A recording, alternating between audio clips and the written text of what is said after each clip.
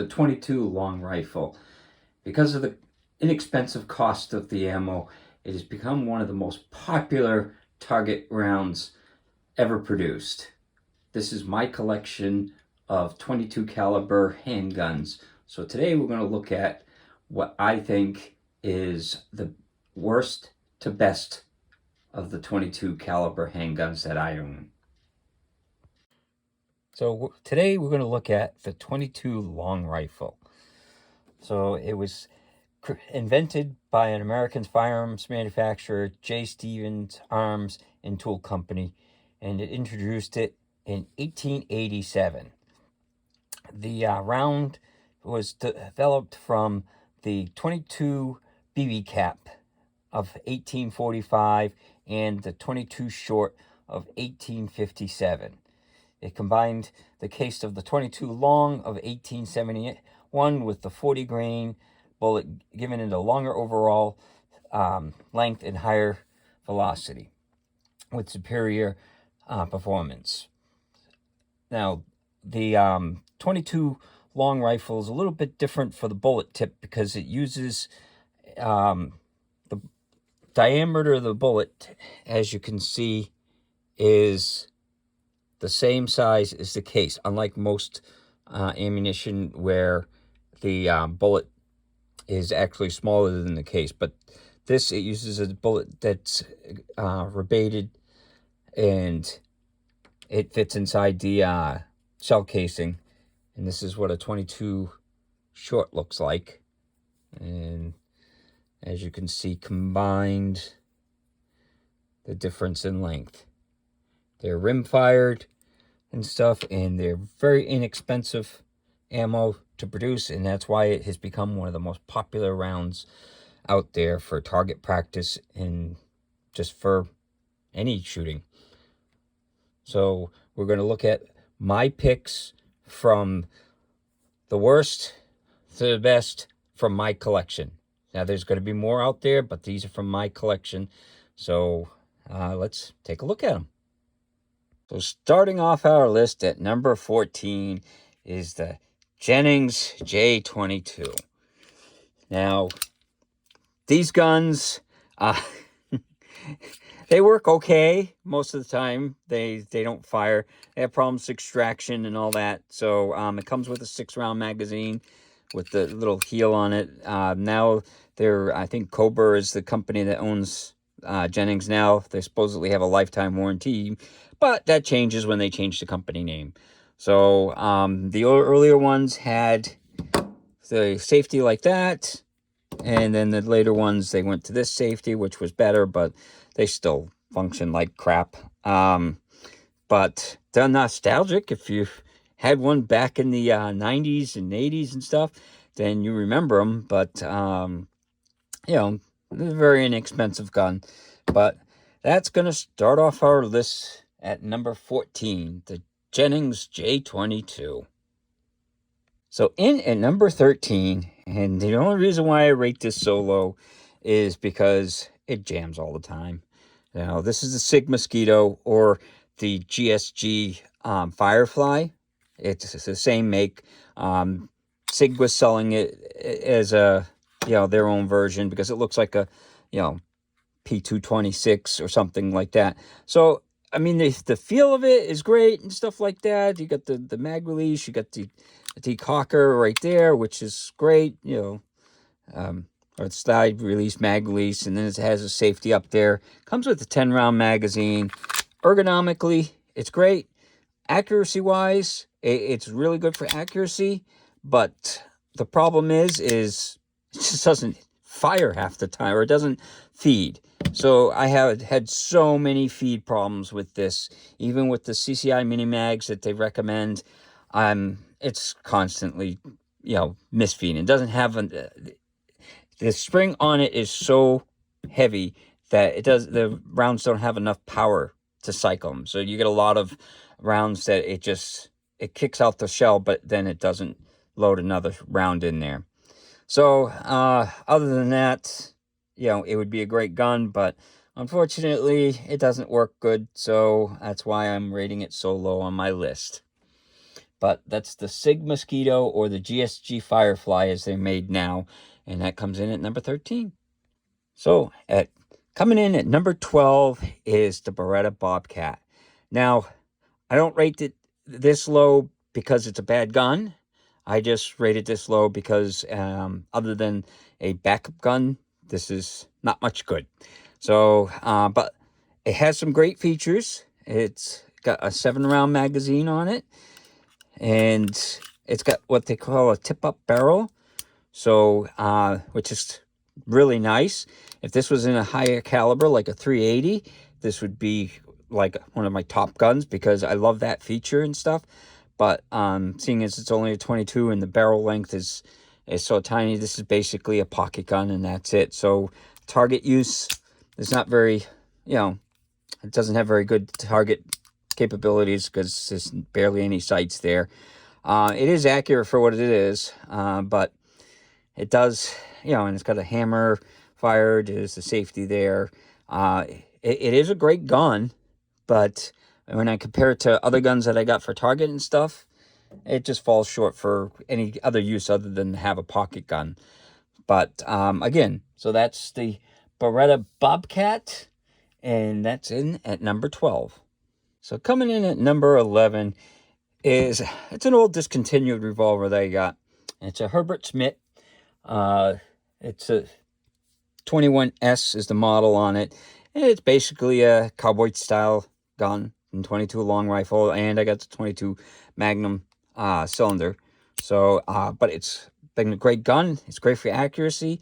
It is one of the cheaper models that came out, but definitely it was worth what I paid for it. And it's definitely a nice revolver. So if you can find one, pick it up. So, but that's what I have at number 11 is a Herbert Smith 21S 22 revolver. So coming in at number 10 is the Ruger Wrangler. These are Ruger's intro to a more cost-effective cowboy-style 22 long rifle. So they use a different material. It's not steel like, some of the single sixes are and stuff like that, which is fine. So it's more comparable to the Heritage Rough Riders. But I still like the Rough Riders a little bit better, mostly because it's a little bit cheaper and you get more options and stuff. When I bought this, you could only get this length barrel, and I prefer the 6-inch barrel, which they didn't have out at the time. Now they do. So it's little things like that puts it down below, some of the other guns. But it's a great gun for the price, and, it's a fun gun to shoot. So that's why I rank the Ruger Wrangler at number 10. So in at number 9 is the Heritage Rough Rider series of revolvers. Now, the reason why I rate these at number 10 is because they're inexpensive. You can get these. I've gotten these as low as $99, and they go up over $200. And they come with a variety of stuff. So you can get like wood things with the optic fiber sights and stuff, which are a little bit more. You can get, and this came with the 22 mag cylinder as well as the 22. You can get them with the nice, black pearl grips and stuff like that. Or if you like the bird's head grips, so like, these are the nice white pearl bird's head grips, and 6-inch barrels. You can get them all different barrel lengths and stuff. They got a safety here, which I never use, but they're one of the nicest, inexpensive 22 revolvers. They use a composite material and stuff, which is not as nice if it's all steel, but for the cost, for the price, and the fun, these are great 22 caliber revolvers, and that's why I rank them at number 9. That's the Heritage Rough Riders. So in at number 8 is the Ruger SR22. Now, this is a great gun, and I would rate it higher if it wasn't for the price on these, because I paid $250 for each of these, and now they're up at $500. Great gun, but I don't think they're worth that much now. So what's great about them is they come with 10-round mags, and the mag release is ambidextrous, so you don't have to swap it. You can just use it. Safety, same thing. So the safety is a decocker as well. So that's a nice feature on it. It is hammer fired. There's a slide release. That's a takedown. So it's a very nice gun, and they come with adjustable sights, which I've had one of them walk out on me before, just after use. So they're great guns, but there is, you know, a few things I've had problems with. I've had a couple feed problems when they overheat. The handles, they got a really nice handle. So like you can get it comes with the two sizes. There's a bigger one, and then you get like the finger thing, which you can swap out. So if you got bigger hands and you want a finger thing, then you can do that. And then for the smaller ones, you can do with the flat, or the little, it doesn't have a pinky thing like that does, and it's a smaller grip. So since I got a raspberry colored one so my daughter could go shooting, I put the smaller one on that. And the nice thing about the two is, I can just, have the two different sizes and stuff like that. So when I bring people out shooting, great gun at the price that I paid, but at $500, they're a little pricey for what they are.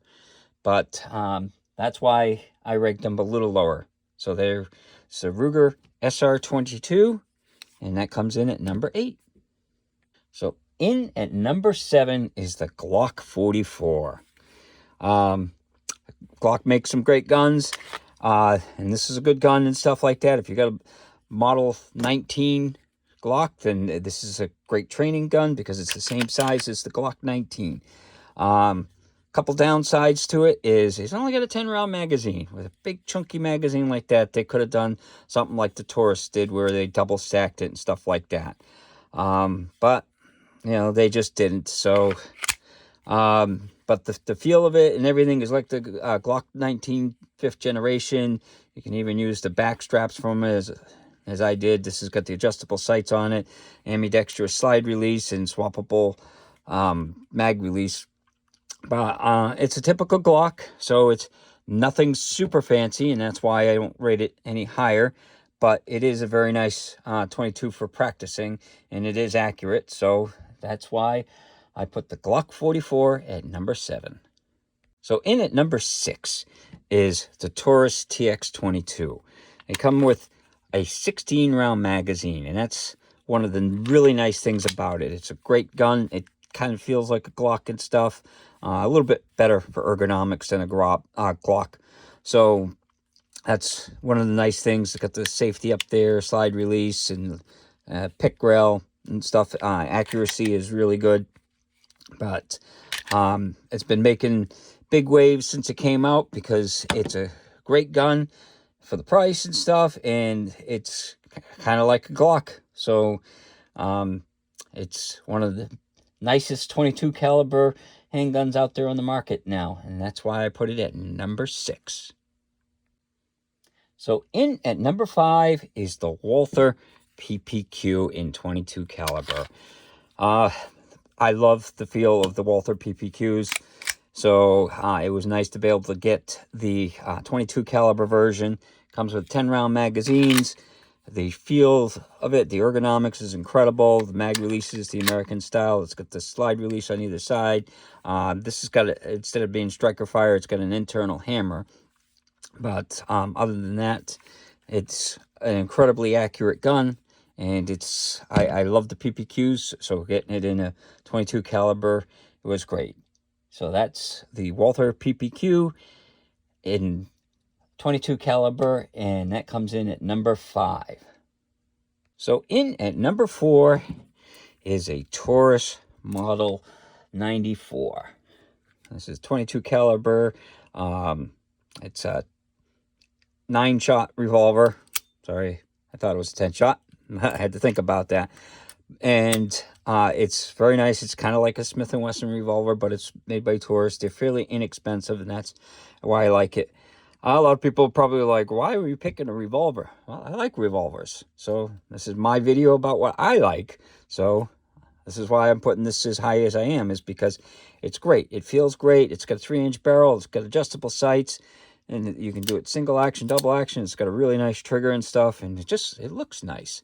So this is why I am putting this at number 4. It's a Taurus Model 94 in 22 long rifle. So coming in at number 3 is one of my favorites. They recently discontinued it, but it's the Beretta Neos U22. This comes with, now it's got the mag release is right here, so that was a little weird, and you just hit the button and it pops out. It comes with 10 round magazines. The look and feel is kind of unusual, so people probably didn't like it, and that's probably why it didn't sell too good. But I mean, the feel has got a very like angled grip, so it was great for target and stuff. It came with the Weaver mount on it, which was really ahead of its time. A lot of guns didn't have that. It would be probably a typical pick rail now, but back then that's what they used, was the Weaver mount and stuff. And there's the safety, ambidextrous, and there's the slide release. And to take it apart, you would just hit the little button there and turn the little dial, and it unscrews, and the whole barrel comes off.